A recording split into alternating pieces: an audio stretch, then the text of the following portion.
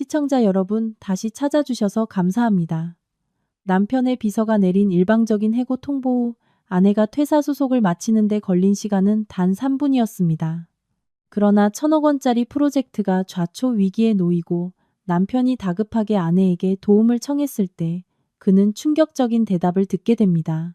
더 이상 협상할 거 없어요. 난 당신 비서한테 잘렸으니까. 아무도 예상치 못한 이것을 퍼럼 반격. 그 해고 결정 뒤에 숨겨진 비밀은 무엇이었을까요? 월권을 일삼던 비서와 무심했던 남편에게는 어떤 결말이 기다리고 있을까요? 지금 바로 그 이야기를 시작하겠습니다. 저는 집을 나서기 전 마지막으로 거울 앞에서 단정하게 차려입은 투피스의 매무새를 가다듬었습니다. 거울 속에는 30대 중반의 한 여인이 서 있었습니다.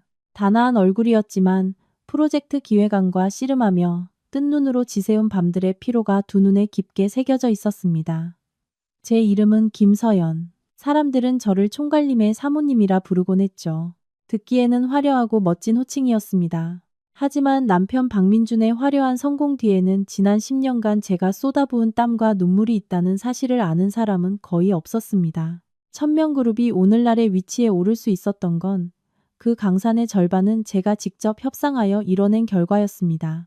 하지만 천명그룹이 안정기에 접어들었을 때 저는 프로젝트 팀장 자리로 물러나는 것을 선택했습니다. 남편을 돕기에는 충분하면서도 제가 평생 가장 사랑하는 남자의 체면을 지켜주기에는 충분히 겸손한 자리였죠. 오늘 아침 민준 씨는 새로운 시장 조사를 위해 파리로 떠났습니다. 그는 이른 새벽에 떠나면서 제 이마에 스치듯 입을 맞추고는 회사 일은 좀 돌봐달라는 가벼운 당부만 남겼습니다. 웬만한 건 새로운 이유리 비서한테 다 맡겨놨으니까. 유리 씨는 입사한 지 3개월도 채 되지 않은 신입 비서였습니다. 그녀는 젊고 현대적이고 날카로운 느낌으로 아름다웠으며 무엇보다 달콤한 아첨으로 민준 씨를 만족시키는 법을 잘 알았습니다. 사무실에 들어섰을 때 이른 아침의 공기는 맑아야 마땅했지만 민준 씨의 개인 집무실을 지나치는 순간 머리가 아플 정도로 진하고 자극적인 향수 냄새가 코를 찔렀습니다. 그가 평소 좋아하던 차분한 우디향이 아닌 관능적인 여성의 명품 향수 냄새였습니다. 살짝 열려있는 문을 밀고 안으로 들어섰습니다. 눈앞에 펼쳐진 광경에 심장이 쿵하고 내려앉았습니다. 유리 씨가 서 있었습니다. 그녀는 고가의 향수병을 손에 들고 태연하게 남편의 사무실 곳곳에 향수를 뿌려대고 있었습니다. 몸에 딱 붙는 오피스룩 원피스는 너무 짧아서 조금만 숙여도 속이 다 보일 정도였습니다. 저를 보고도 그녀는 놀라거나 두려워하는 기색이 전혀 없었습니다.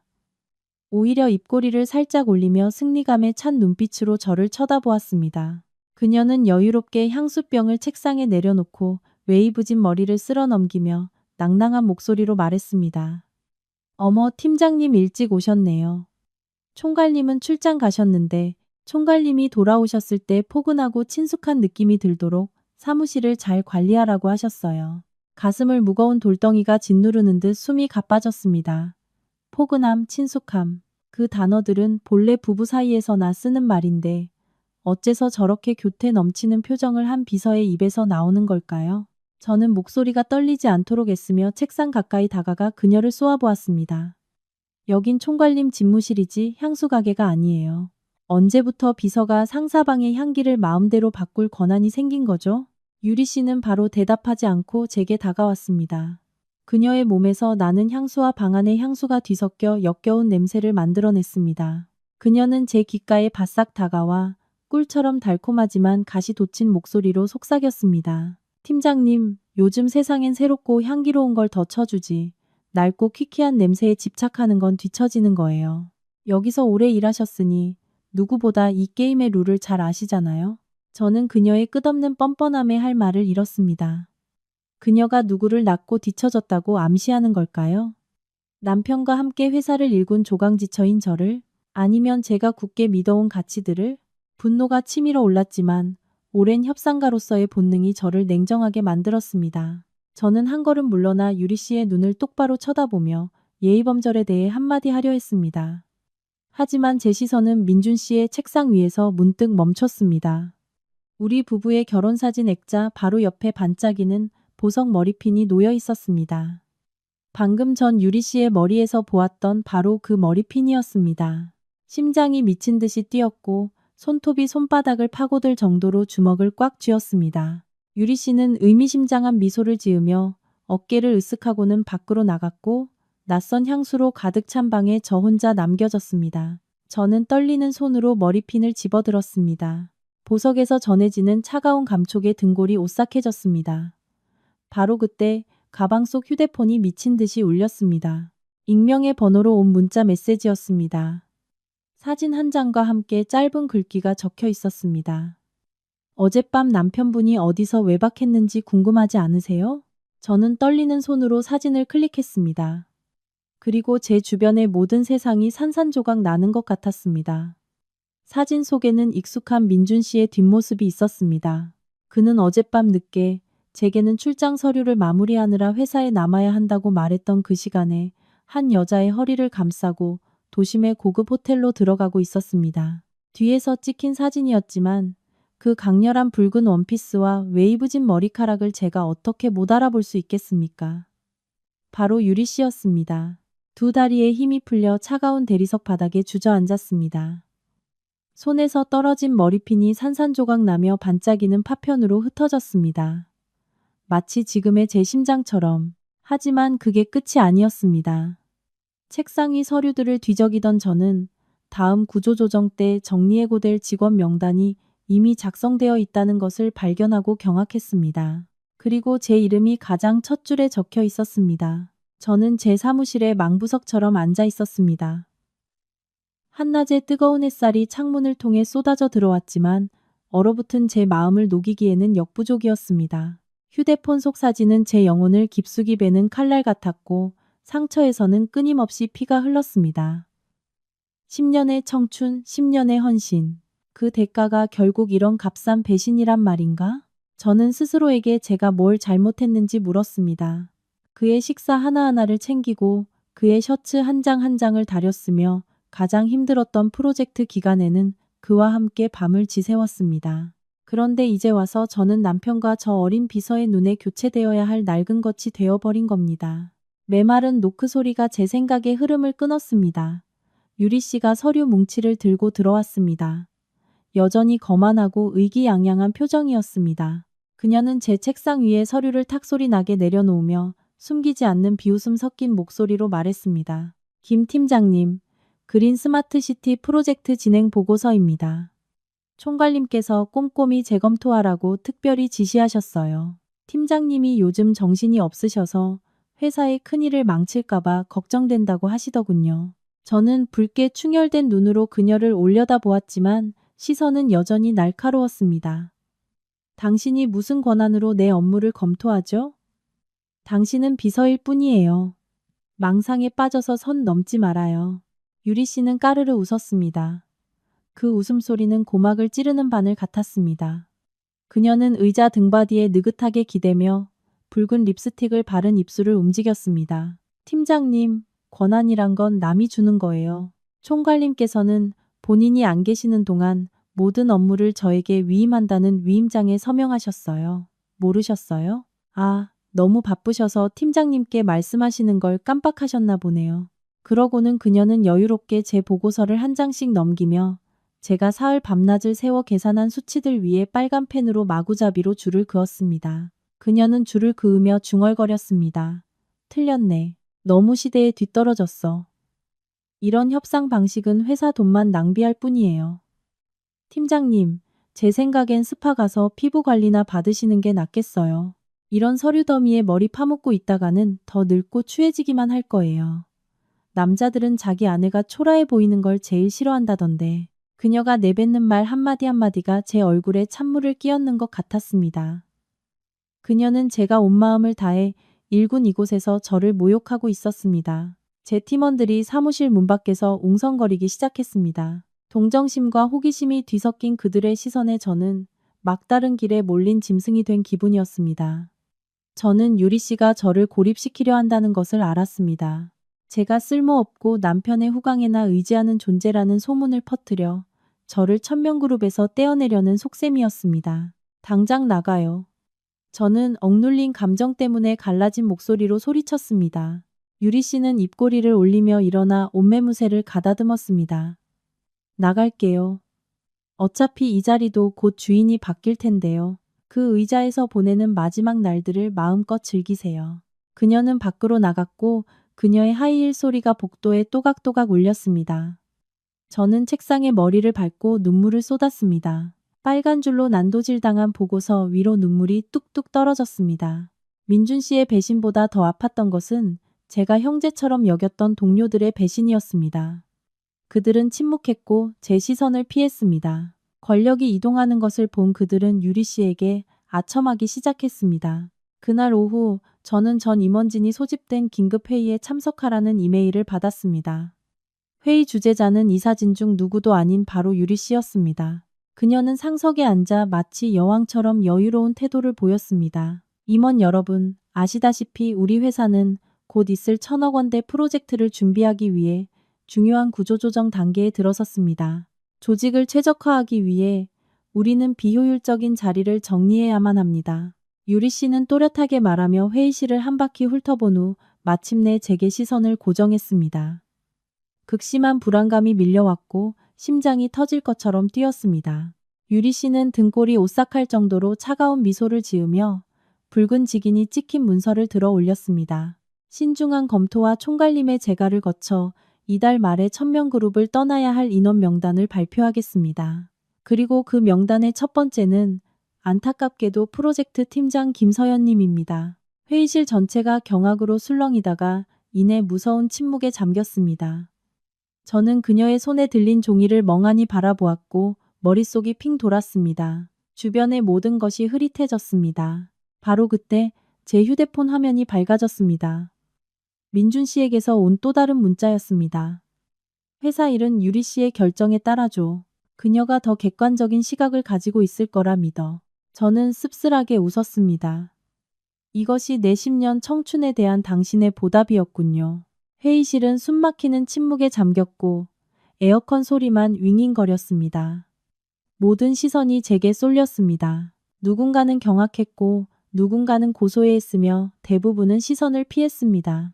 온몸에 피가 멎는 듯했고 무릎 위에 놓인 두 손이 부들부들 떨렸습니다. 유리 씨는 여전히 그 자리에 서서 아름다운 얼굴에 승리자의 미소를 띠고 있었습니다. 그녀는 명단을 책상 위에 올려놓고는 마치 자선을 베풀듯 제 쪽으로 살짝 밀었습니다. 팀장님, 너무 서운해 마세요. 이건 그룹 전체의 이익을 위한 결정이에요. 총괄님께서도 많이 고심하셨어요. 이걸 휴식의 기회로 생각하세요. 그동안 소홀했던 가정을 돌보고 아내로서의 본분을 다할 기회요. 그녀는 본분이라는 두 글자를 강조하며 제 뺨을 후려치듯 말했습니다. 소홀했다고요?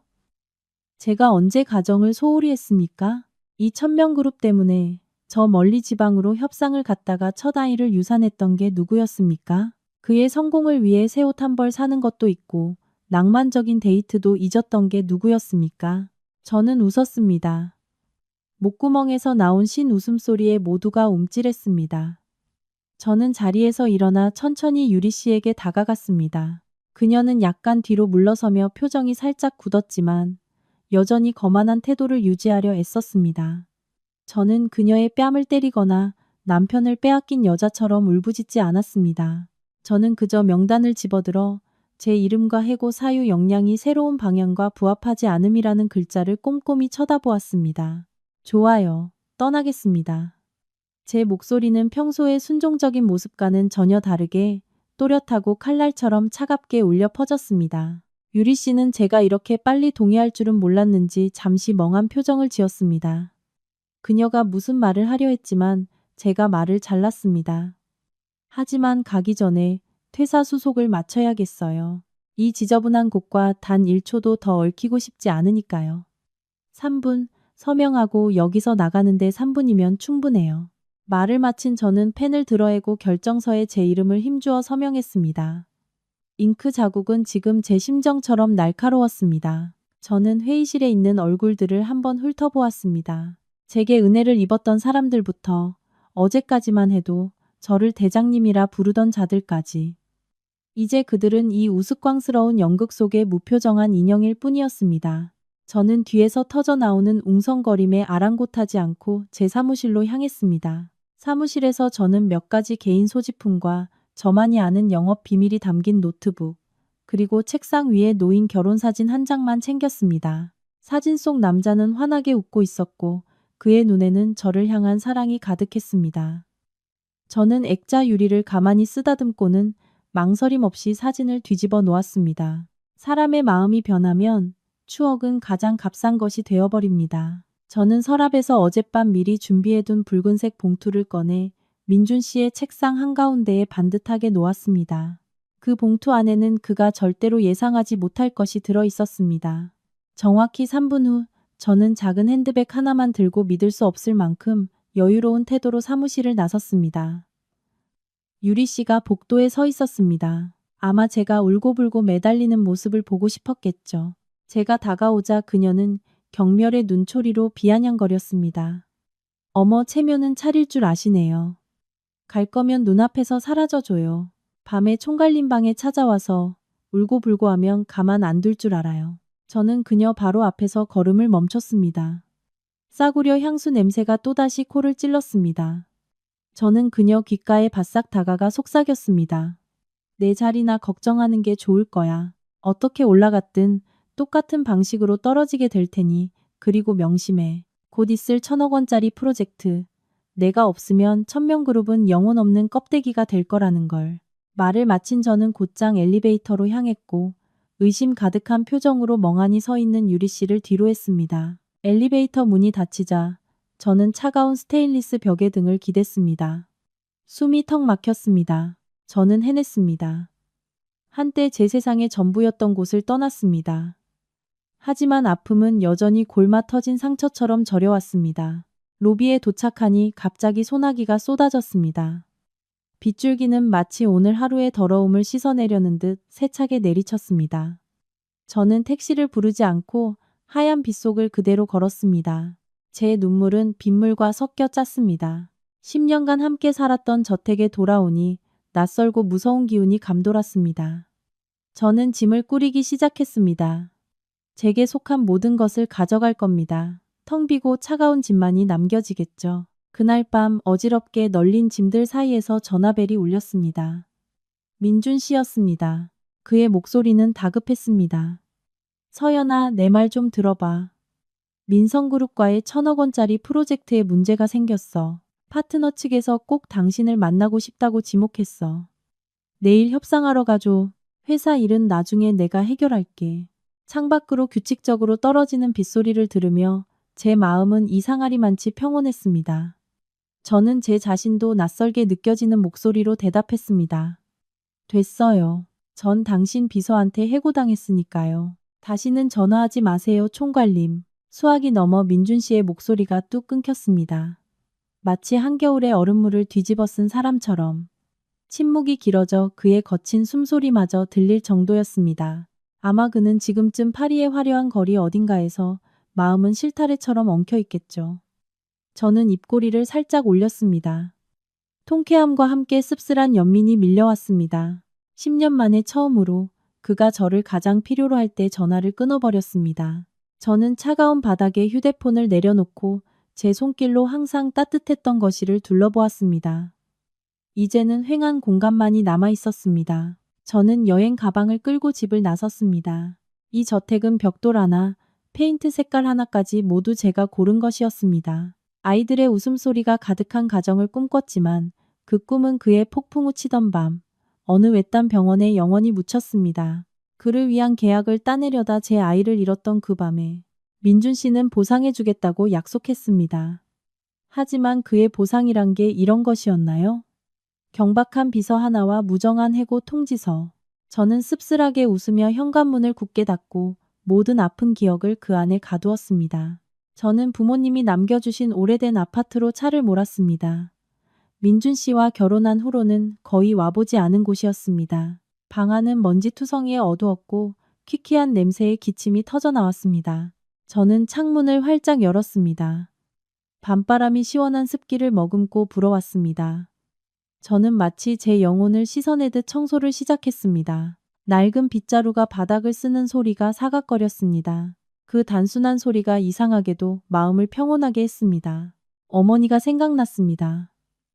돌아가시기 전 당부하시던 말씀이 딸아 여자는 아무리 남편을 사랑해도 자신만의 퇴로는 마련해둬야 한다. 나중에 그 사람이 등 돌렸을 때 빈손만 남게 되면 안 돼. 그때 저는 어머니가 시대에 뒤떨어졌다고 웃었습니다. 제 사랑을 자신했으니까요.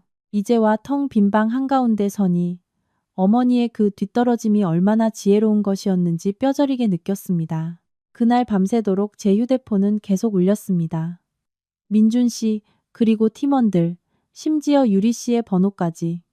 저는 전원을 끄고 휴대폰을 서랍에 던져 넣었습니다. 제 인생을 다시 정리할 시간이 필요했습니다. 다음 날 아침, 저는 일찍 일어나 제스민 차를 우렸습니다. 은은한 향이 신경을 안정시켜 주었습니다. 노트북을 켜고 회사를 떠나기 전 미리 백업해둔 자료들을 확인하기 시작했습니다. 민준 씨가 말한 1,000억 원 프로젝트. 저는 그것이 올해 1000명그룹의 명운을 건 비장의 카드라는 것을 잘 알고 있었습니다. 계약을 성사시키면 1000명그룹은 한 단계 도약하겠지만 실패하면 그 결과는 참담할 것이었습니다. 그리고 저는 한 가지를 확신했습니다. 유리 씨의 경솔하고 허영심 많은 성격으로는 제가 계획서에 일부러 심어둔 함정들을 절대로 이해하지 못할 것이라는 것을. 바로 그때 문을 두드리는 소리가 들렸습니다. 제 절친 외에는 제가 여기 있는 것을 아는 사람이 없었기에 의아했습니다. 문을 열러 나갔다가 저는 그 자리에 얼어붙었습니다. 지훈 선배가 서 있었습니다. 지훈 선배는 제 대학 선배로 제가 민준 씨를 선택하기 전까지 저를 열렬히 따라다녔던 사람이었습니다. 그는 이제 금융계에서 이름난 투자자가 되어 있었고 훨씬 더 중후하고 깊이 있는 눈빛을 가지고 있었습니다. 지훈 선배는 먼지투성이 옷과 퀭한 제 눈을 보고는 나지막이 한숨을 쉬었습니다. 회사 얘기 들었어. 괜찮아, 서연아? 저는 잠시 당황해서 강한 척하려 했지만 그의 따뜻한 눈빛에 코끝이 찡해졌습니다. 저는 그를 집 안으로 안내하고 따뜻한 차를 한 잔 따랐습니다. 여긴 어떻게 아셨어요? 목이 메어 물었습니다. 지훈 선배는 차를 한 모금 마시고는 제 눈을 똑바로 쳐다보았습니다. 항상 널 지켜보고 있었어, 서연아. 네가 행복해 보여서 끼어들고 싶지 않았을 뿐이야. 하지만 이젠 달라. 1000명그룹은 네가 바친 헌신을 받을 자격이 없어. 그리고 민준이, 그 녀석은 너무 큰 실수를 했어. 저는 침묵했습니다. 찻잔의 온기가 손바닥에 퍼졌습니다. 지훈 선배는 서류철 하나를 테이블 위에 올려놓았습니다. 나 지금 프로젝트 관리 및 전략 협상 전문 컨설팅 회사를 설립하고 있어. 너처럼 유능하고 시장을 잘 아는 파트너가 필요해. 더 이상 누군가를 위해 일할 필요 없어. 내 자신이 주인이 되는 거야. 어떻게 생각해? 저는 서류철을 보다가 창밖을 보았습니다. 아침 햇살이 푸른 새싹 위에서 춤추고 있었습니다. 한 가지 생각이 제 머릿속을 강렬하고 단호하게 스쳐 지나갔습니다.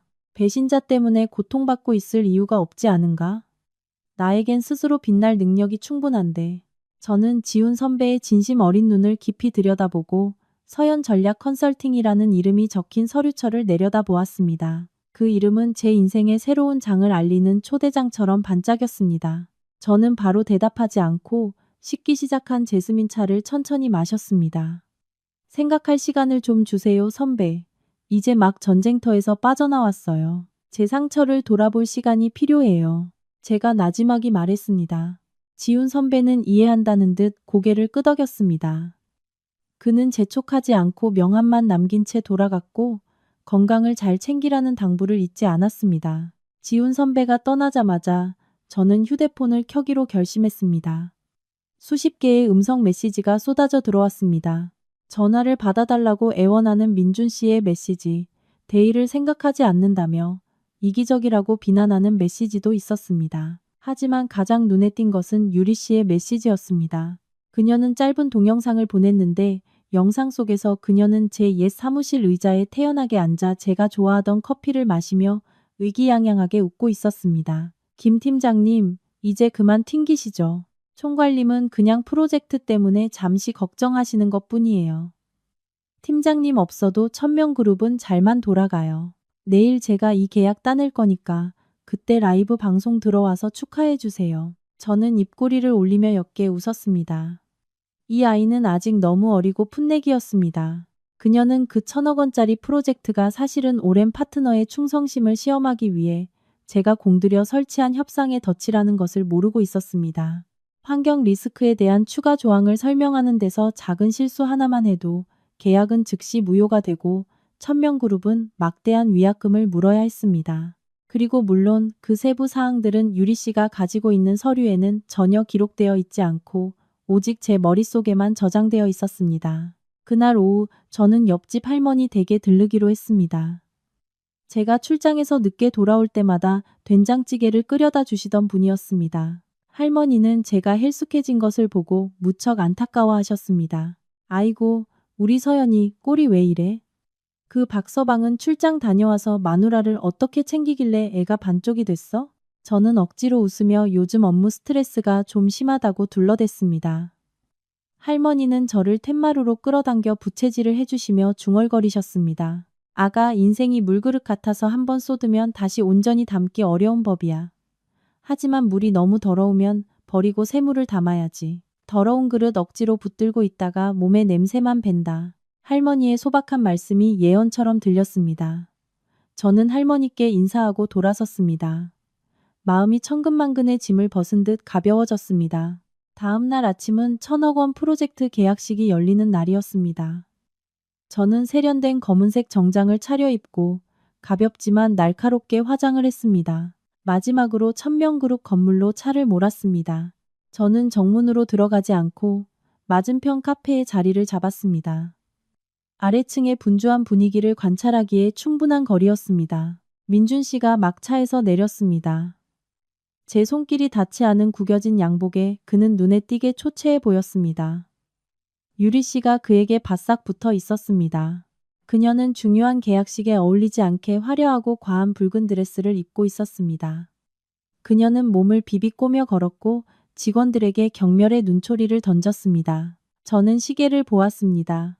정확히 오전 9시 행사가 시작되었습니다. 카페의 통유리창 너머로 파트너사인 민성그룹의 대표, 깐깐하고 성질 급하기로 유명한 최 회장이 유리 씨의 발표를 들으며 미간을 찌푸리는 것이 보였습니다. 아마 그녀는 자신이 약속한 보안 서약의 위험지대로 곧장 걸어 들어가고 있다는 사실도 모른 채 허황된 이익에 대해 떠벌리고 있었을 겁니다. 불과 15분 후 저는 최 회장이 벌떡 일어나 테이블을 세게 내리치는 것을 보았습니다. 테이블 위에 유리잔들이 튀어 올랐고 민준 씨의 얼굴은 파랗게 질렸습니다. 유리 씨는 그 자리에 얼어붙었고 붉게 칠한 입술은 이제 덜덜 떨리고 있었습니다. 경호원들이 극도로 분노한 파트너사 일행을 밖으로 안내하기 시작했습니다. 민준 씨가 뒤따라가 최 회장의 팔을 붙잡았지만 무정하게 뿌리쳐졌습니다.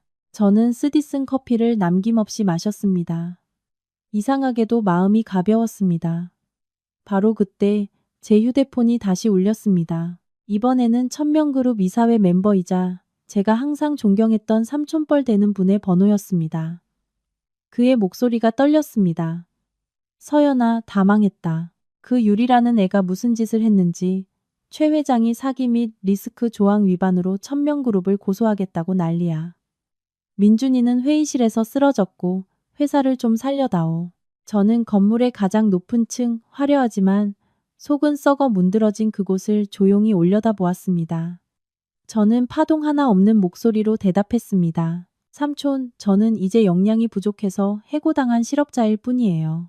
총괄님께 맞는 비서님이 알아서 처리하시라고 전해주세요. 말을 마친 저는 전화를 끊고 엑셀을 밟아 지훈 선배의 사무실로 향했습니다. 제 인생의 새로운 물그릇에 물이 채워지기 시작할 시간이었습니다. 저는 부모님이 남겨주신 낡은 아파트의 횡한 거실 한가운데에 서 있었습니다. 낡은 창문 틈으로 새어 들어오는 바람 소리가 한 인간의 긴 한숨처럼 들렸습니다. 어젯밤 저는 민준 씨와 집이라 불렀던 그 저택에서 마지막 짐 가방을 들고 나왔습니다. 심장이 칼로 저미는 듯 아팠지만 단 한 번도 뒤돌아보지 않았습니다. 10년의 청춘, 10년의 헌신. 결국 제가 가지고 나온 것은 여행 가방 3개와 흉터 가득한 심장뿐이었습니다. 저는 한때 결혼 반지가 있던 약지의 빈 공간을 만져보았습니다. 허전함과 공허함이 마음을 덮쳤습니다. 저는 낡은 집을 청소하기 시작했습니다. 달아빠진 빗자루를 들고 시간의 두꺼운 먼지를 쓸어냈습니다. 먼지가 자욱하게 피어올라 코와 눈을 찔렀고 기침과 함께 눈물이 흘렀습니다. 아마 제 마음도 이렇게 쓸어내어 배신한 남자에 대한 기억을 몰아내야 할 것 같았습니다. 따뜻하게 차려냈던 저녁 밥상이 생각났습니다. 저는 민준 씨가 퇴근 후 맛있는 식사를 할 수 있도록 정성껏 나무를 다듬고 고기를 손질했습니다. 그런데 이제 그 모든 것을 즐기는 사람은 다른 사람이 되었습니다. 가슴이 갑자기 옥죄어 왔습니다. 수천 개의 바늘이 찌르는 듯한 통증이었습니다. 저는 빗자루를 놓고 먼지투성이 바닥에 주저앉아 소리 없이 울었습니다. 제가 남편을 너무 오냐오냐 키웠다는 것을 깨달았습니다. 저는 그의 후광 뒤에 숨은 조용한 유령이 되었습니다. 그리고 그 후광이 가장 눈부실 때 그는 누가 그 불을 지폈는지 잊어버렸습니다. 고요한 공간 속에서 휴대폰 벨이 울렸습니다. 절친에게서 온 문자였습니다. 서연아 들었어? 그 유리라는 애가 내 옛날 사무실 책상에 화려한 장미 꽃다발 놓은 사진 올렸더라. 캡션에는 풍수를 바꿔서 새로운 기운을 받는다고 썼어. 정말 믿을 수가 없어. 저는 떨리는 입술로 옅게 웃었습니다. 풍수, 기운? 이 조강지처의 지혜가 뒤에 없을 때 그 기운이 그녀를 어디까지 데려갈지 두고 볼 일이었습니다. 바로 그때 현관문 쪽에서 딸깍거리는 소리가 들렸습니다. 등골이 오싹해졌고 두 손을 부들부들 떨며 빗자루를 방어 자세로 잡았습니다. 이 깊은 밤에 내가 여기 있는 것을 누가 알고 찾아온단 말인가? 복도 불빛에 비친 키 큰 남자의 그림자가 바닥에 길게 드리워졌습니다. 저는 숨을 죽였습니다. 심장이 터질 것처럼 뛰었습니다. 문이 더 열리고 창밖 가로등 불빛 아래 남자의 얼굴이 서서히 드러났습니다. 민준 씨가 아니었습니다. 과거로부터 온 익숙하면서도 낯선 얼굴이었습니다. 이런 비참한 상황에서 다시 만날 거라고는 상상도 못했던 사람이었습니다. 제 앞에 서 있는 사람은 대학 선배인 지훈 씨였습니다. 그는 제 기억보다 훨씬 더 성숙하고 강인해 보였습니다. 지훈 선배는 말없이 서서 안타까움과 자책이 뒤섞인 눈빛으로 저를 바라보았습니다.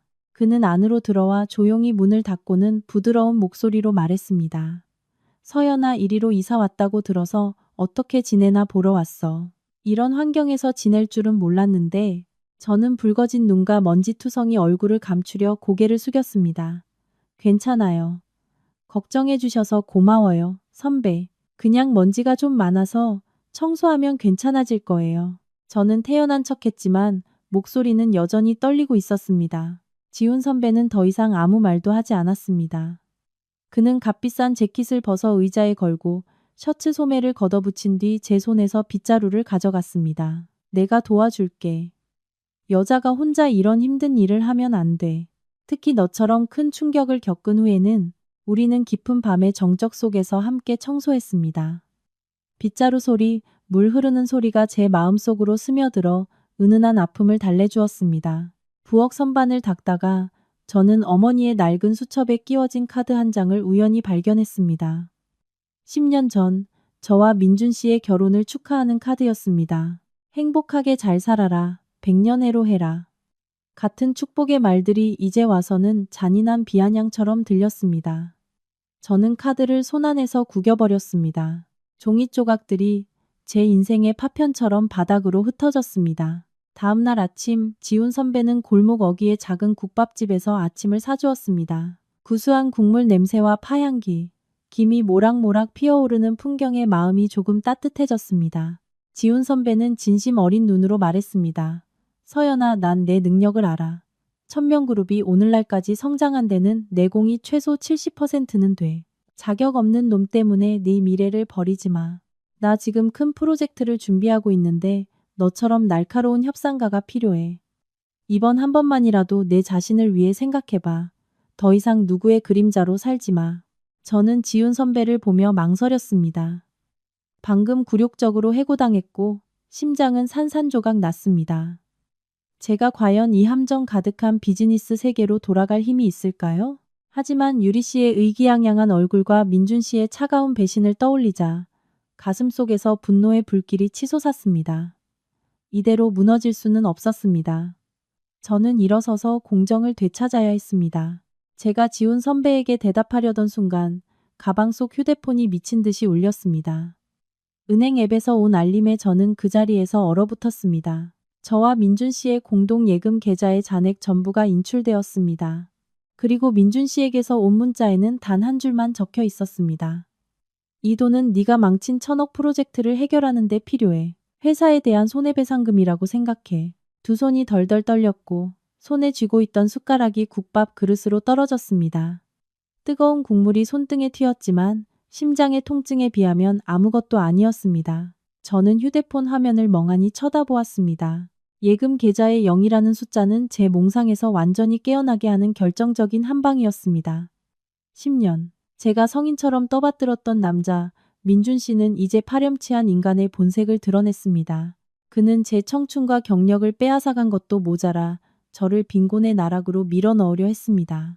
맞은편에 앉아있던 지훈 선배는 제 안색이 변하는 것을 보고 걱정스럽게 물었습니다. 저는 말없이 휴대폰을 그에게 보여주었습니다. 지훈 선배는 주먹을 꽉 쥐었고 손등에 핏줄이 섰습니다. 그의 목소리는 분노로 가득 찼습니다. 그 자식이 감히 이런 짓을? 서연아, 더 이상 참지 마. 내 인내는 저런 인간들을 더 기고만장하게 만들 뿐이야. 바로 그때 저는 옛 프로젝트 팀의 한 직원으로부터 익명의 이메일을 받았습니다. 이메일에는 어젯밤 민준 씨와 유리 씨의 비밀회의 녹음 파일이 첨부되어 있었습니다. 저는 떨리는 손으로 재생 버튼을 눌렀습니다. 유리 씨의 교태 섞인 목소리가 흘러나왔습니다. 자기야, 1000억 프로젝트는 내가 다 알아서 할 수 있다니까. 나한테 정권을 위임하는 결제만 해줘. 내가 그 늙은 마누라한테 누가 진짜 능력자인지 보여줄게. 봐봐, 그 여자 없어져도 회사 잘만 돌아가잖아. 민준 씨의 음흉한 웃음소리가 이어졌습니다. 그래, 우리 유리가 알아서 해. 10년 동안 맨날 고고한 척 가르치려 드는 그 여자 얼굴도 이제 지긋지긋해. 너처럼 젊고 열정적인 여자가 내 옆에 있어야지. 심장이 누군가에게 쥐어짜이는 듯 했습니다. 고고한 척 가르치려 드는 것. 제 진심 어린 조언과 그를 위해 밤새워 프로젝트를 해결했던 시간들이 그의 눈에는 귀찮은 잔소리였던 겁니다. 제가 틀렸습니다. 남편의 성공을 제 성공이라 여겼던 처음부터 틀렸습니다. 저는 자리에서 일어났습니다. 눈빛에는 더 이상 연약함이 없었고 오직 등골이 서늘해지는 냉정함만이 남아 있었습니다. 선배, 동의할게요. 선배의 프로젝트에 참여하겠어요. 하지만 조건이 하나 있어요. 이 프로젝트는 1000명 그룹의 1000억 프로젝트와 정면으로 맞붙어 승리해야만 해요. 지훈 선배는 저를 보며 찬사의 미소를 지었습니다. 그게 바로 내가 알던 김서연이지. 누가 진짜 수천억 계약의 영혼인지 그들에게 보여주자고. 그 후 며칠 동안 저는 지훈 선배와 함께 일에 몰두했습니다. 우리는 작은 사무실을 빌려 제가 가지고 있던 고객 데이터들을 다시 모으기 시작했습니다. 저는 제이미 총괄님 사모님이라는 호칭이 아니라 제 지성과 10년 동안 공들여 쌓아온 굳건한 인간관계에 있다는 것을 깨달았습니다. 한편 1000명 그룹의 유리 씨는 첫 번째 난관에 부딪히기 시작했습니다. 제 체면을 봐서 계약했던 대형 파트너사들이 이제 유리 씨의 거만하고 비전문적인 태도에 부딪히자 계약을 철회하거나 까다롭게 굴기 시작했습니다. 민준 씨는 하루에도 수십 통씩 전화를 걸었지만 저는 모두 차단했습니다. 그러던 어느 토요일 오후 제가 사무실을 나서려는데 고급 세단 한 대가 문 앞에 멈춰 섰습니다. 민준 씨가 내렸는데 그는 눈에 띄게 초췌하고 헬쑥해 보였습니다. 그는 애원하는 눈빛으로 저를 보며 갈라진 목소리로 말했습니다. 내가 잘못했어. 내가 다 잘못했어, 서연아. 제발 이번 한 번만 도와줘. 1000억 프로젝트에 큰 문제가 생겼어. 파트너사에서 환경 관련 조항을 재협상하기 위해 꼭 너를 만나고 싶대. 이 계약 성사 못 시키면 1000명 그룹은 파산이야. 저는 팔짱을 낀 채 모르는 사람을 보듯 그를 쳐다보았습니다. 파산이라고요? 젊고 열정적인 비서가 다 알아서 한다고 하지 않았나요? 제 예금까지 가져가서 그 여자를 먹여 살리더니 이제 와서 저한테 도와달라고 애원하는 건가요? 바로 그때 유리 씨가 차에서 내렸습니다. 얼굴은 부어 있었지만 애써 불쌍한 척하는 표정이었습니다. 그녀는 제 손을 잡고 울먹였습니다. 언니, 제가 잘못했어요. 제가 민준 씨를 너무 사랑해서 그랬어요. 제발 민준 씨를, 회사를 살려주세요. 저는 제 옷을 붙잡은 그녀의 손을 보며 극심한 혐오감을 느꼈습니다. 그녀의 손을 뿌리치려던 순간 갑자기 낯선 남자들이 나타나 험악한 태도로 민준 씨의 차를 둘러쌌습니다. 그들의 손에는 차용증이 들려 있었습니다. 눈앞의 광경에 저는 할 말을 잃었습니다. 험상궂게 생긴 남자들이 위협적으로 소리쳤습니다. 박민준, 이번 달 이자는 어딨어? 총괄이라고 해서 우리가 빚대 먹는 걸 봐줄 줄 알아? 1,000억 프로젝트 엎어졌다며? 당장 돈 내놔. 안 그러면 우리가 어떻게 나올지 몰라. 민준 씨의 얼굴에서는 핏기가 사라졌습니다. 그는 당황하며 변명했고 유리 씨는 두려움에 질려 그의 등 뒤에 숨었습니다. 저는 멀리서 이 비굴한 연극을 지켜보며 참을 수 없는 경멸감을 느꼈습니다. 화려한 겉모습을 유지하고 어린 비서를 만족시키기 위해 민준 씨는 감히 사채까지 썼던 겁니다.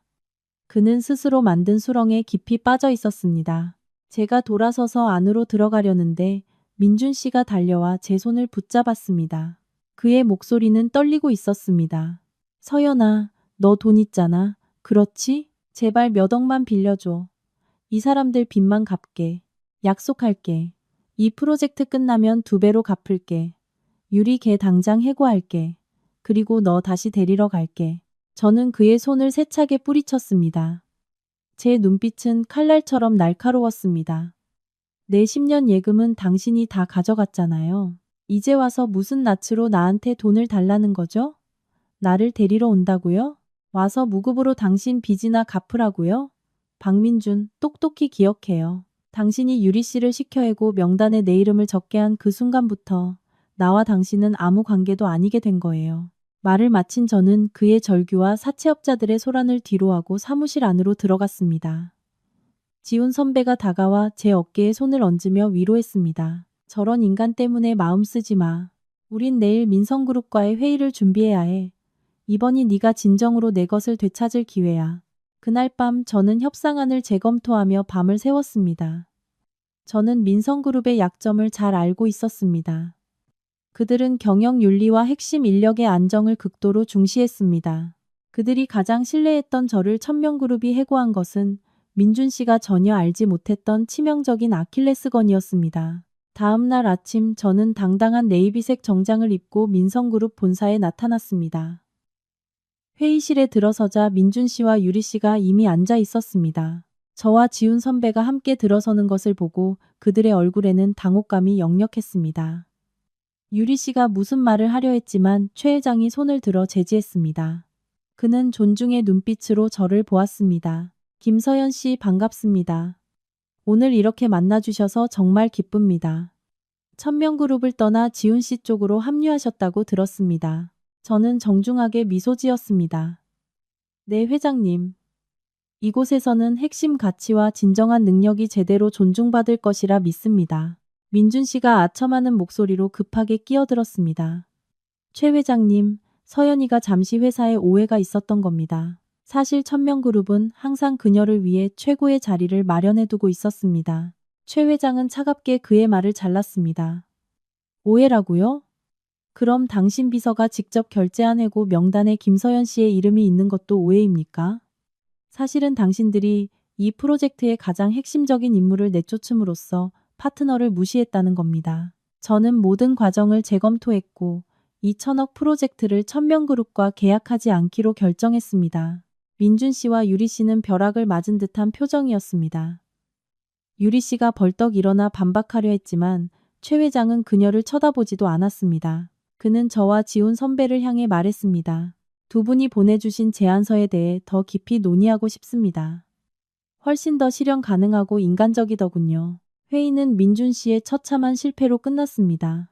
회의실을 나설 때 유리 씨가 갑자기 제 앞을 막아섰습니다. 그녀의 눈은 핏발이 서 있었습니다. 너무 의기양양해 하지 마. 네가 이긴 것 같아? 네가 방금 떠나온 그 저택의 비밀을 알아? 저는 걸음을 멈추고 증오로 가득 찬 그녀의 눈을 똑바로 쳐다보며 비웃었습니다. 비밀? 민준 씨가 그 집을 담보로 잡혀서 허황된 투자를 한 걸 말하는 거야? 아니면 그 집이 사실은 우리 엄마 명의였고 내가 10년 동안 그에게 그냥 살게 해줬다는 걸 말하는 거야? 유리 씨는 그 자리에 얼어붙었습니다. 그녀의 얼굴은 붉은색에서 잿빛으로 변했습니다. 이 아이는 그 저택이 민준 씨의 재산인 줄 알고 그렇게 차지하려고 애썼던 겁니다. 그녀는 결혼 전에 어머니께서 제게 상속 재산으로 증여해 주셨다는 사실을 몰랐습니다. 민준 씨가 그 집을 담보로 잡을 수 있었던 것은 그가 몰래 제 서명을 위조했기 때문입니다. 제가 소송을 위해 충분한 증거를 모아둔 불법 행위였죠.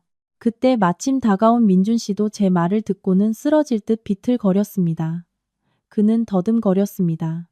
서연아, 무슨 소리야? 그 집은 우리 공동 명의라고 하지 않았어? 저는 경멸 가득한 눈으로 그를 쳐다보았습니다.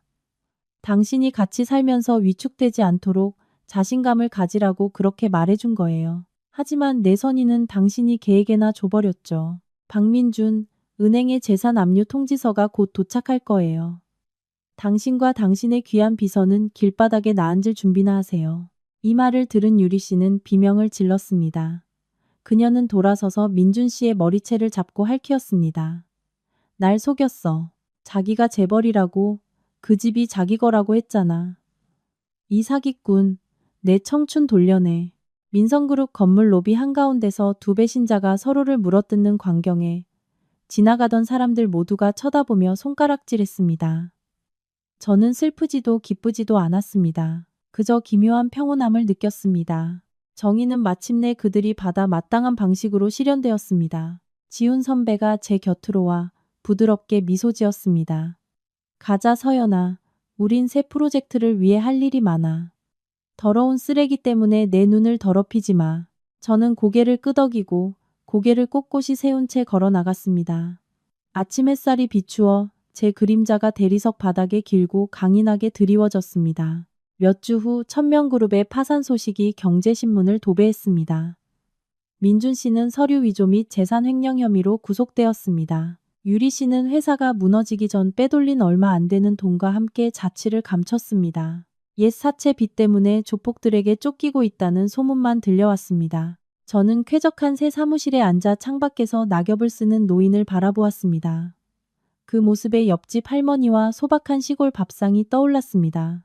저는 진정한 행복이 화려함에 있는 것이 아니라 영혼의 자유와 자신의 삶을 주도하는 능력에 있다는 것을 문득 깨달았습니다. 휴대폰이 울렸습니다. 모르는 번호였습니다. 잠시 망설이다가 전화를 받았습니다. 수화기 너머에서 한 여자의 약하고 끊어지는 목소리가 들려왔습니다. 서연 씨, 저 유리예요. 저 좀 살려주세요. 병원인데 병원비 낼 돈이 없어요. 사람들한테 맞아서 다리가 부러졌어요. 저는 잠시 멍하니 허공을 바라보았습니다. 나를 벼랑 끝으로 밀었던 자를 구해야 할까? 아니면 이것이 그녀가 짊어져야 할 인과응보의 결말일까? 저는 길고 긴 이 드라마의 마지막 결정을 내리기 위해 깊은 숨을 내쉬었습니다. 저는 휴대폰을 손에 쥔 채 공포에 질린 유리 씨의 거친 숨소리를 들으며 마음이 재처럼 차갑게 식어가는 것을 느꼈습니다. 손끝에서부터 시작된 마비감이 머리끝까지 퍼져나갔습니다. 얼마 전까지만 해도 그녀는 공작처럼 꼬리를 뽐내며 그 뾰족한 하이힐로 제 자존심을 짓밟았습니다. 그런데 이제 와서 이렇게 비참한 꼴이라니. 유리 씨의 신음소리는 병원의 소음과 뒤섞여 기괴하게 들렸습니다. 저는 깊은 숨을 들이마셨습니다. 가슴이 누가 세게 한 대 친 것처럼 아팠습니다. 제 아내 연민이 고개를 들었지만 그동안 쌓인 울분이 즉시 그것을 짓눌렀습니다. 창밖을 보니 도시의 저녁 하늘이 슬프게 물들고 있었습니다. 회사에서 쫓겨나던 날의 기억이 생생하게 떠올랐습니다. 유리 씨는 저를 비웃었고 민준 씨는 제게 등을 돌렸습니다. 그때 만약 지훈 선배가 없었다면, 제 스스로의 강인함이 없었다면 지금 병원에 누워 도움을 청하는 것은 바로 저였을지도 모릅니다. 저는 입술을 꾹 다물었습니다. 마음은 폭풍우가 몰아치고 있었지만 목소리는 이상할 정도로 평온하게 흘러나왔습니다. 사람 잘못 찾았어요. 나는 당신과 박민준 씨의 실수를 책임져줄 사람이 아니에요. 내 가정을 빼앗기 위해 당신이 선택했던 그 사람에게 전화하세요. 말을 마친 저는 전화를 끊었습니다. 손가락 관절이 하얗게 될 정도로 휴대폰을 꽉 쥐었습니다. 저는 의자에 주저앉았습니다. 어깨가 떨렸습니다. 그녀가 불쌍해서가 아니었습니다. 이 지독한 악순환이 혐오스러워서였습니다. 바로 그때 지훈 선배가 뜨거운 커피 2잔을 들고 들어왔습니다. 그는 제 안색을 살피고는 조용히 커피를 내려놓고 맞은편에 앉았습니다. 또 그 사람들이야? 그의 목소리는 낮았지만 깊은 이해심이 담겨 있었습니다. 저는 고개를 끄덕이며 방금 있었던 통화 내용을 이야기했습니다. 지훈 선배는 한참 동안 말이 없다가 깊은 눈으로 허공을 응시하며 말했습니다. 인과응보는 보통 늦게 찾아와서 사람들은 오지 않을 거라고 착각하곤 해. 죄책감 느낄 필요 없어. 그녀는 자기 손으로 모든 걸 망쳤고 이제 스스로 그 짐을 져야 하는 거야. 저는 커피를 한 모금 마셨습니다. 씁쓸한 맛이 혀끝에 맴돌았습니다. 제 삶은 이제 새롭고 희망찬 궤도에 오르고 있었습니다. 더 이상 그 쓰레기 같은 것들로 제 인생을 더럽히고 싶지 않았습니다. 하지만 운명은 아직 저를 놓아줄 생각이 없는 듯 했습니다. 그날 저녁, 제가 막 사무실을 나서려는데 주차장 어둠 속에서 초라하고 깡마른 형체가 튀어나와 제 차 앞에 무릎을 꿇었습니다. 헤드라이트 불빛이 민준 씨의 퀭하고 수염이 덥수룩한 얼굴을 비추었습니다. 그는 더 이상 당당한 총괄이 아니었습니다. 도망 다니는 죄수와 다를 바 없었습니다. 민준 씨는 울먹이며 절규했습니다. 서연아, 나 좀 살려줘. 사채업자들이 날 찾고 있어. 오늘 밤까지 돈 못 갚으면 죽여버리겠다고 협박해. 제 발 아래 무릎 꿇은 민준 씨를 보며 안타까움이 솟구쳤지만 곧이어 형용할 수 없는 혐오감이 뒤따랐습니다. 한때 저를 안아주고 저를 해고하는 결정서에 서명했던 그 두 손이 이제 제 바짓가랑이를 붙들고 애원하고 있었습니다. 저는 한 걸음 물러섰습니다. 마치 제가 공들여 쌓았지만 이제는 폐허가 된 잔해 앞에 서 있는 기분이었습니다. 밤바람이 세차게 불어와 제 머리카락을 흩날렸고 민준 씨의 더러운 옷에서 나는 악취를 실어왔습니다. 저는 그를 보며 식은 강철처럼 차가운 목소리로 말했습니다. 나더러 당신을 구하라고요? 무슨 자격으로? 내 예금, 우리 엄마 집, 당신은 당신의 망상과 애인을 위해 전부 다 날려버렸잖아요. 이제 막다른 길에 몰리니까 날 찾아온 건가요? 민준 씨는 붉게 충혈되고 퉁퉁 부은 눈으로 저를 올려다 보았습니다. 그는 더듬거렸습니다. 내가 잘못했어, 서연아. 다 유리 걔가 부추겨서 그런 거야. 그 집 담보로 잡고 1,000억 프로젝트만 성공하면 너한테 더 큰 저택을 사주겠다고 했어. 난 그냥 빨리 부자가 돼서 널 자랑스럽게 해주고 싶었을 뿐이야. 이 말을 듣고 저는 웃음이 터져 나왔습니다. 가슴이 찢어지는 듯한 쓴웃음이었습니다. 저를 자랑스럽게 해주기 위해서라고요? 아니면 젊은 비서와의 사치스러운 유흥을 위해? 저는 몸을 숙여 민준 씨의 얼굴에 바싹 다가갔습니다. 한 글자 한 글자에 싸늘한 기운을 담아 말했습니다. 당신의 탐욕에 나를 핑계로 삼지 마요. 당신이 사채업자에게 빚진 건 당신 일이에요. 나는 당신과 함께 짊어질 의무도 그럴 정도 남아있지 않아요. 저는 등을 돌려 차 문을 열고 안으로 들어갔습니다. 민준 씨가 절박하게 차 유리를 두드렸지만 아랑곳하지 않았습니다. 그의 손이 유리를 두드리는 소리가 텅 빈 주차장에 메마르게 울려 퍼졌습니다. 제가 엑셀을 밟았을 때 백미러를 통해 민준 씨가 콘크리트 바닥에 쓰러지는 모습이 보였습니다. 한없이 작고 비참해 보였습니다. 아파트에 돌아온 저는 현관문에 지친 몸을 기댔습니다. 어둠 속에서 어머니의 한숨 소리가 들리는 듯했습니다. 저는 작은 빗자루를 들고 바람에 날려 들어온 마른 잎들을 조용히 쓸어냈습니다. 이 청소라는 행위는 방금 겪은 어두운 일들을 씻어내는 의식과도 같았습니다. 다음 날 아침 저는 지훈 선배와 함께 새로운 프로젝트의 정식 계약을 위해 민성그룹 최 회장을 만나러 갔습니다. 이것은 제 인생의 가장 큰 전환점이었습니다. 막 서명을 하려는데 최 회장의 비서가 허둥지둥 뛰어들어와 그의 귀에 무언가 속삭였습니다. 최 회장의 안색이 변했습니다. 그는 난처한 눈빛으로 저를 보았습니다. 김서연 씨, 안 좋은 소식이 있습니다. 천명그룹이 파산했을 뿐만 아니라 박민준 씨가 어젯밤 사기 및 중대 서류 위조 혐의로 체포되었다고 합니다.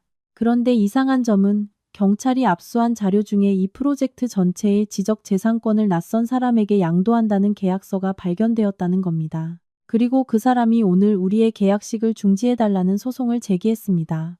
저는 망연자실했습니다. 심장이 미친 듯이 뛰었습니다. 누가 제 비밀 자료를 가지고 있단 말인가? 양도 계약서라니. 마치 찬물을 뒤집어 쓴 듯 뼛속까지 시린 냉기에 서 있기도 힘들었습니다. 머릿속이 수천 개의 질문으로 뒤엉켰습니다. 이 천억 프로젝트의 모든 설계와 데이터는 제가 직접 만든 것이었습니다. 제 개인 노트북과 머릿속에만 저장해 두었는데 어떻게 제 이름으로 된 양도 계약서가 존재할 수 있단 말인가. 지훈 선배를 보니 그도 미간을 찌푸리고 있었습니다. 최 회장은 한숨을 쉬며 방금 받은 서류 뭉치를 제 쪽으로 밀었습니다. 그것은 사본이었고 위에는 제 서명이 있었습니다. 너무나 선명해서 저조차도 제가 한 서명이라고 믿을 뻔했습니다.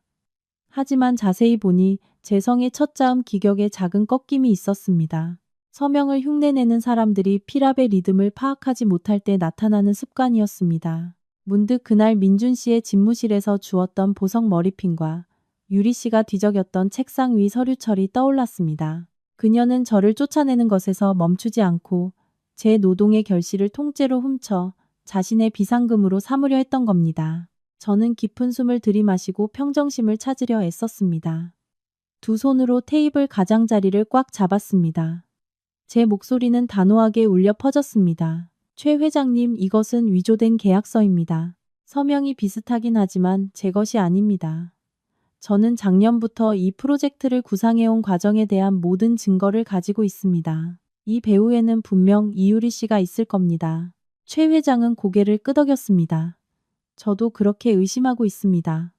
하지만 법적으로 오늘의 계약식은 이 분쟁이 해결될 때까지 연기해야만 합니다. 정말 유감입니다. 김서연 씨.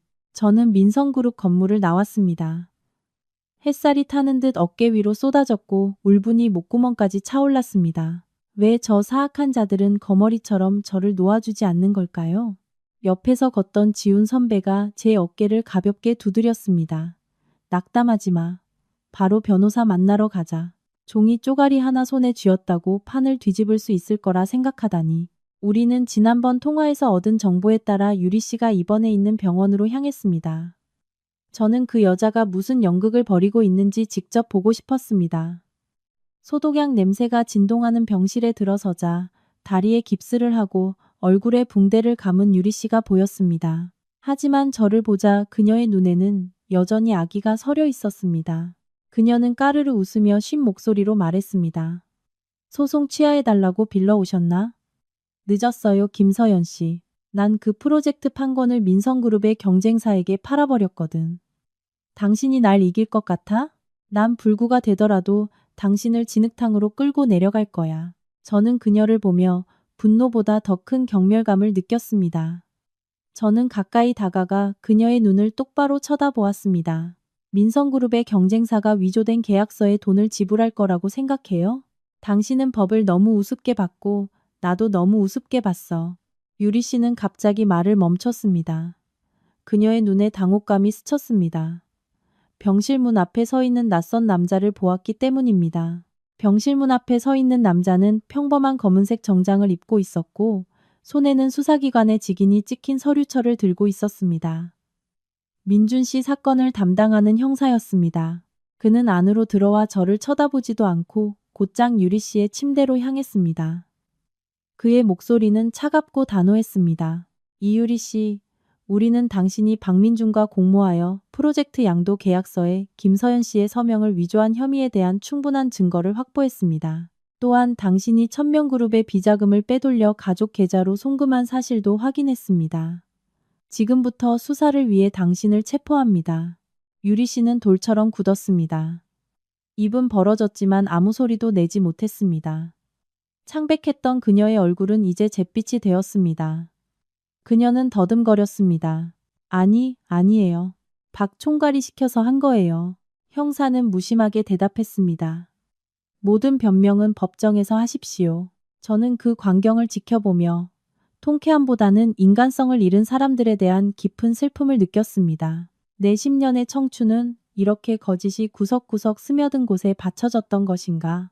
병원을 나오자 극심한 피로가 온몸을 덮쳤습니다. 지훈 선배는 저를 데리고 절에 갔습니다. 도시 외곽의 고요한 강가에 자리 잡은 오래된 절이었습니다. 맑은 향 냄새와 은은하게 울리는 풍경 소리가 제 마음의 번뇌와 증오를 씻어주는 듯 했습니다. 저는 부처님 앞에 무릎을 꿇고 눈을 감았습니다. 나무 창살 사이로 스며드는 늦은 오후의 햇살을 느꼈습니다. 저는 제 평안이 아닌 돌아가신 부모님을 위해 기도했습니다. 제가 이 험난한 세상에서 힘겹게 싸우는 모습을 보며 마음 아파하지 않으시도록 절문을 나설 때 마음이 한결 가벼워졌습니다. 모든 것이 제자리를 찾아가고 있었습니다. 민준 씨는 죗값을 치렀고 유리 씨도 법의 심판을 피하지 못했습니다. 천억 프로젝트는 조금 늦어지겠지만 진실과 정직의 토대 위에 세워질 것이었습니다. 지훈 선배는 저를 보며 미소 지었습니다. 마음이 좀 편해졌어? 저는 고개를 끄덕이며 오랜 폭풍 후 끝에 진정한 미소를 지었습니다. 우리는 지적재산권 소유를 되찾기 위한 마지막 법적 절차를 준비하기 위해 사무실로 돌아갔습니다. 그런데 로비에 들어서자마자 옆집 할머니가 몹시 허둥대는 표정으로 저를 기다리고 있었습니다. 할머니는 제 손을 꽉 잡으며 떨리는 목소리로 말했습니다. 서연아, 그 박서방이 방금 딱 한 번 외부 통화 허락을 받았나 봐. 나한테 전화해서 너한테 전해달라고 하더라. 누가 너희 옛날 집에 침입해서 그거들 찾고 있다고. 조심하라고 하더라. 배우의 유리 걔만 있는 게 아니라고. 할머니의 말은 제가 방금 절에서 찾은 평온을 산산조각 내는 벼락과도 같았습니다. 민준 씨가 암시하는 그것은 무엇일까?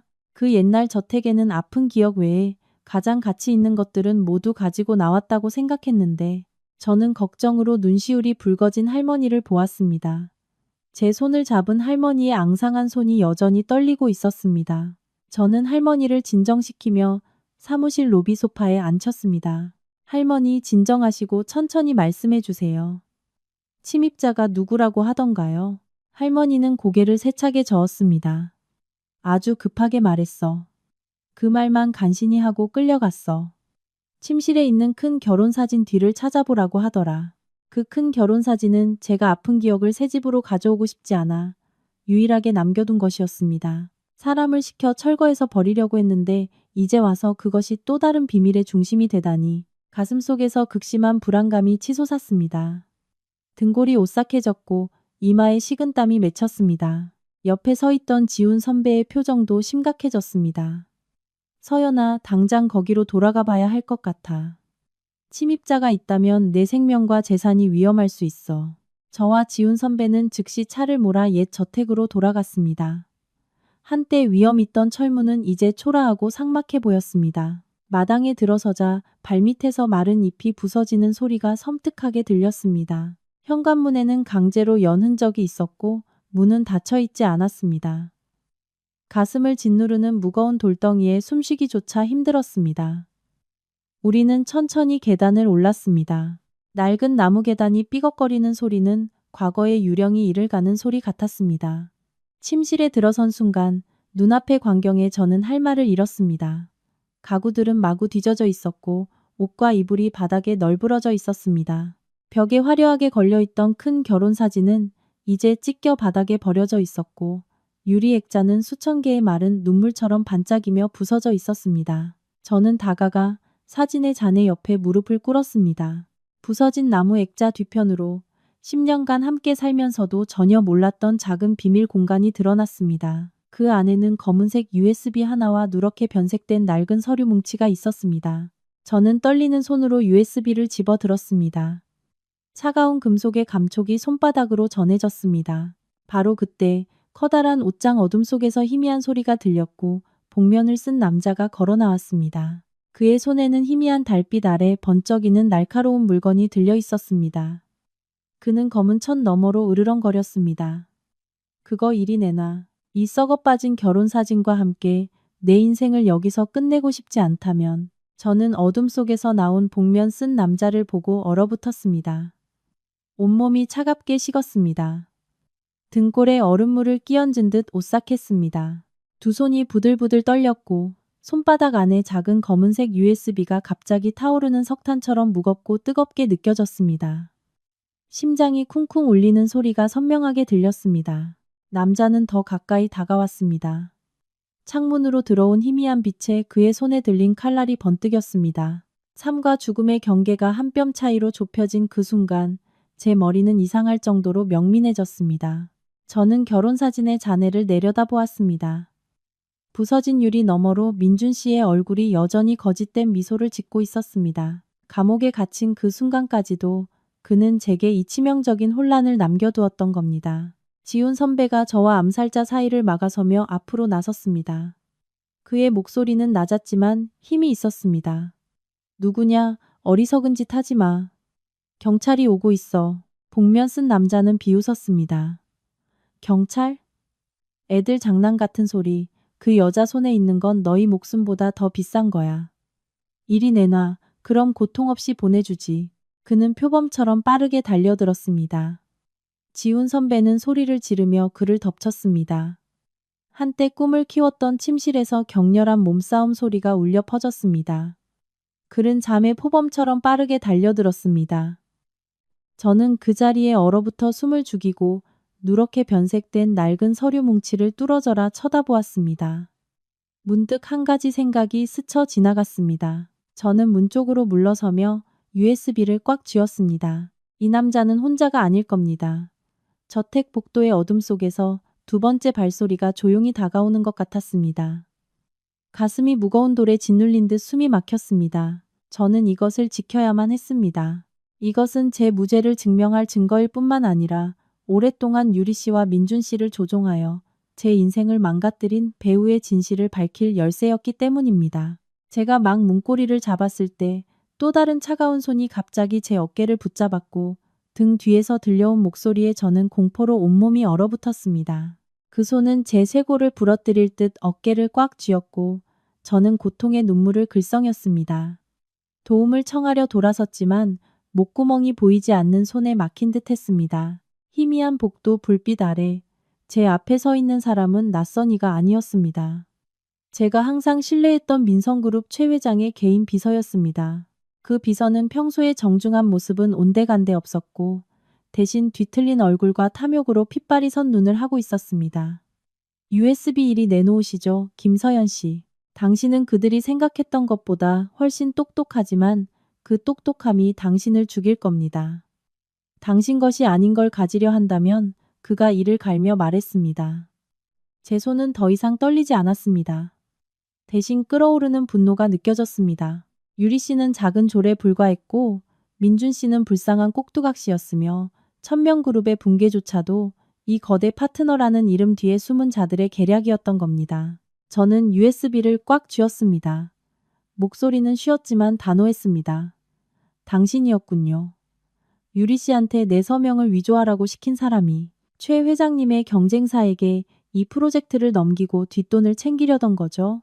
비서는 음흉하게 웃으며 다른 손으로 작은 약병을 꺼냈습니다. 그의 눈은 증오로 가득 찼습니다.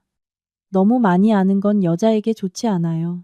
그 USB 안에는 민준 씨와 사채업자들 간의 모든 검은 거래 목록이 들어있고 내가 그 중간책이었지.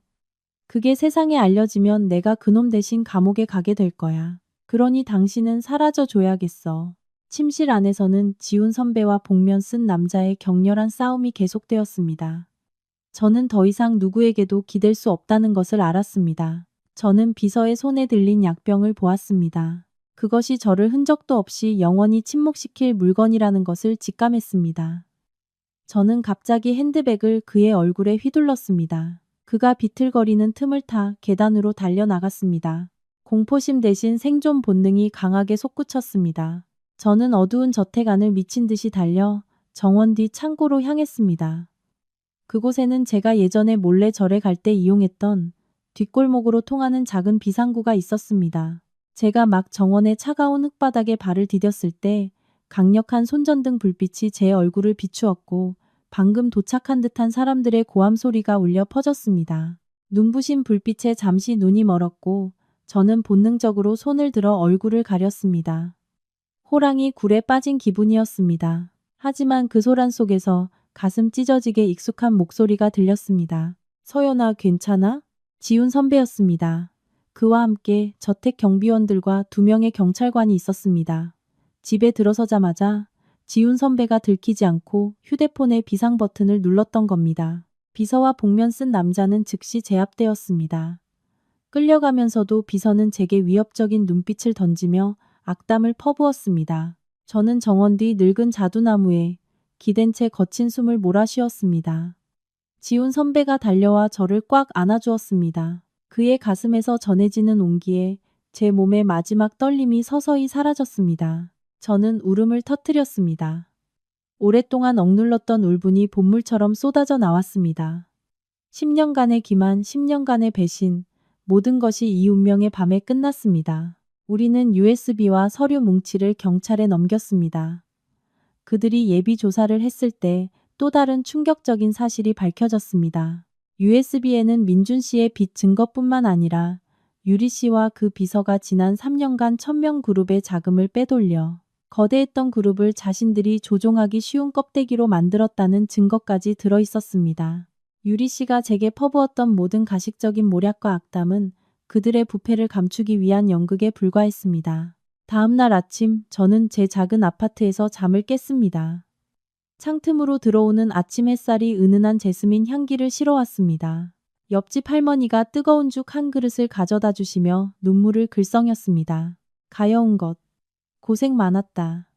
이제 액땜했다 치고 새 일에만 집중하렴. 저는 김이 모락모락 나는 죽 그릇을 보며 마음이 따뜻해지는 것을 느꼈습니다. 제 곁에는 여전히 진심으로 저를 아껴주는 사람들이 있었습니다. 아침 식사 후 저는 가장 당당한 네이비색 정장을 입고 날카롭게 화장한 뒤 최 회장을 만나러 갔습니다. 이번에는 애원하거나 수습하기 위해서가 아니었습니다. 완전히 새로운 협상을 제안하기 위해서였습니다. 하지만 최 회장의 사무실에 들어서자 수갑을 찬 채 창백한 얼굴로 최 회장에게 무언가 애원하고 있는 민준 씨가 보였습니다. 민준 씨는 저를 올려다보았습니다. 그의 퀭한 눈에는 애원이 가득했습니다. 최 회장은 저를 보고 한숨을 쉬었습니다. 이사회에 남은 자본이라도 지키려면 이 사람의 채무 확인 서명이 필요한데 꼭 당신을 만나게 해달라고 고집을 부려서 김서연 씨 10분 드리겠습니다.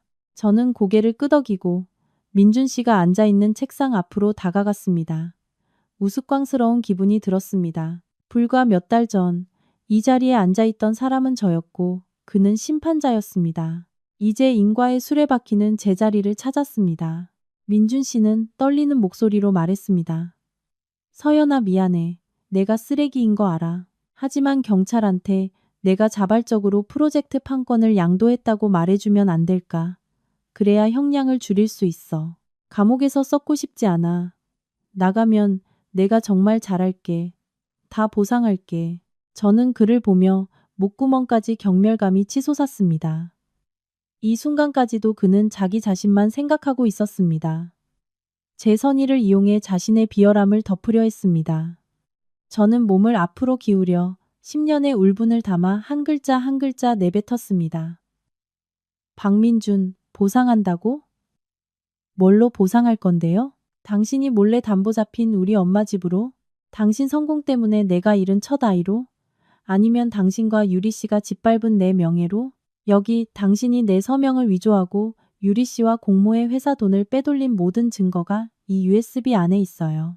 난 당신을 구하러 온 게 아니에요. 당신이 있어야 할 곳으로 보내주러 온 거지. 그게 나를 위한 최고의 해피엔딩이니까. 민준 씨는 책상 위로 쓰러져 절규했습니다. 저는 뒤돌아보지 않고 문 밖으로 걸어 나갔습니다. 최 회장은 존경의 눈빛으로 저를 보며 악수를 청했습니다. 김서연 씨, 당신은 정말 강한 여성이군요. 그 1000억 프로젝트, 어떤 중개도 없이 당신이 독립적인 파트너로서 총괄해 주셨으면 합니다.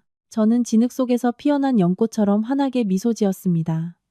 그날 오후 저는 지훈 선배와 호숫가를 거닐었습니다. 바람에 옷자락이 흩날렸고 마음은 구름처럼 가벼웠습니다. 저는 제 인생 최대의 계약을 따냈습니다.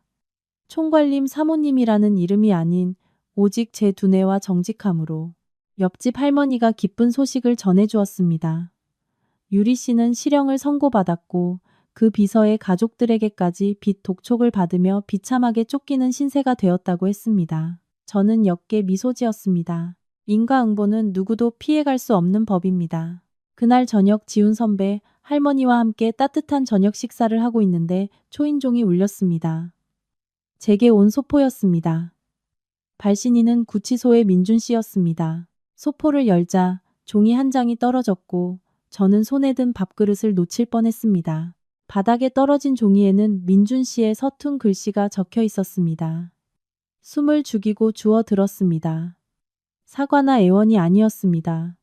상속 재산 확인서였습니다. 민준 씨는 결혼 전 자신의 비자금으로 몰래 사두었던 시골 땅 한 떼기를 제게 돌려주고 싶다고 썼습니다. 어머니께서 생전에 무척 좋아하셨지만 가질 수 없었던 바로 그 땅이었습니다. 그는 이렇게 썼습니다.